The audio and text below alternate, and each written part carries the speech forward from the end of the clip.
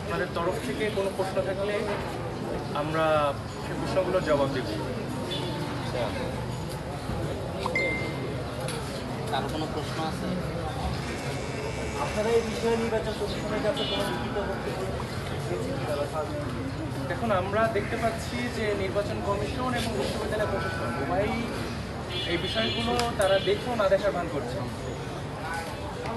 ফলশ্রুতিতে আমরা তাদেরকে না জানিয়ে আমরা সিদ্ধান্ত নিয়েছি যে সাংবাদিক আমাদের যারা সহযোদ্ধা আছেন তাদের মাধ্যমে দেশবাসীর কাছে এই বিষয়গুলোকে উপস্থাপন করার জন্য, যাতে পরবর্তীতে এই বিশ্ববিদ্যালয় প্রশাসন এবং যারা নির্বাচন কমিশনের সাথে কাজ করছেন তারা যেন আমাদেরকে বলতে না পারেন যে তারা সুষ্ঠুভাবে কাজ করেছেন এবং আমরা এই জিনিসগুলো তাদেরকে ওয়াকিবহাল করিনি। আচ্ছা, আমি আরেকটু বলতে চাই, সেটা হচ্ছে যে প্রতি বেলায় বেলায় তো কিন্তু লিখিত অভিযোগ দেওয়া সম্ভব না। আপনারা জানেন কিনা জানি না, একটা হলের নাম আমি মেনশন করছি না, ওই হলে একজন কেন্দ্রীয় ভিপি পদপ্রার্থী এবং হচ্ছে হলের জিএস পদপ্রার্থী কিছু স্টুডেন্টদেরকে নিয়ে হলে খাওয়াচ্ছিল। ওই টাইমে ওই হলেরই আরেকজন তার প্রতিদ্বন্দ্বী এসে সেটা সরাসরি প্রভোস্টকে ডেকে এনে দেখিয়ে দেয় এবং ধরিয়ে দেয়।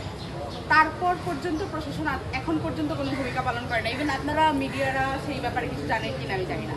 তাছাড়া গতকালকে বা পরশুদিন সম্ভবত শহীদুল্লাহ হলের থেকে 170 জন শিক্ষার্থীকে নাজিরাবাজার নিয়ে গিয়ে খাওয়ানো হয়েছে, যেটা নিয়ে হচ্ছে আপনার নিউজ পর্যন্ত হয়েছে। কিন্তু এখন পর্যন্ত আজকে 2 দিন পরে আমার প্রশাসন এখন পর্যন্ত কোনো ধরনের স্টেপ সেখানে নিতে পারে নাই।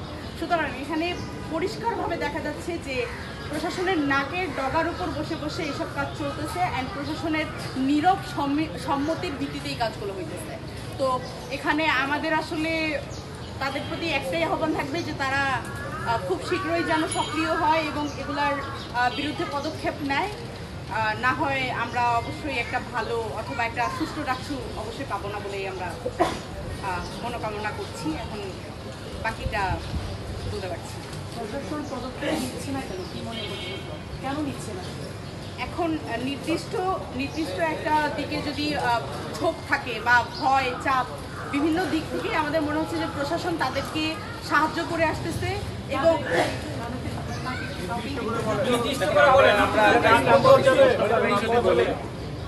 বাংলাদেশের বৃহৎ রাজনৈতিক দলগুলো এখানে সুস্পষ্টভাবে ভূমিকা পালন করছে।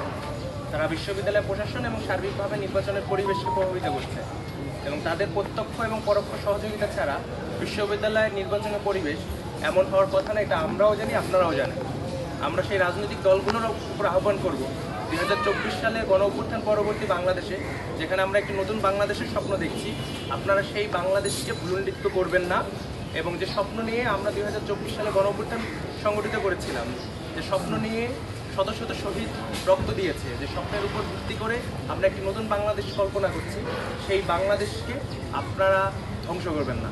আমরা এই রাজনৈতিক দলগুলোকে আহ্বান করছি যে ডাকসু সহ যতগুলো ছাত্র সংসদ নির্বাচন অনুষ্ঠিত হতে যাচ্ছে, আপনারা প্রত্যেক জায়গায় রাজনৈতিক নিরপেক্ষতা বজায় রাখুন এবং শিক্ষার্থীদের সিদ্ধান্ত নিতে দিন তারা তাদের ছাত্র সংসদের নেতা হিসেবে কাদের চায়।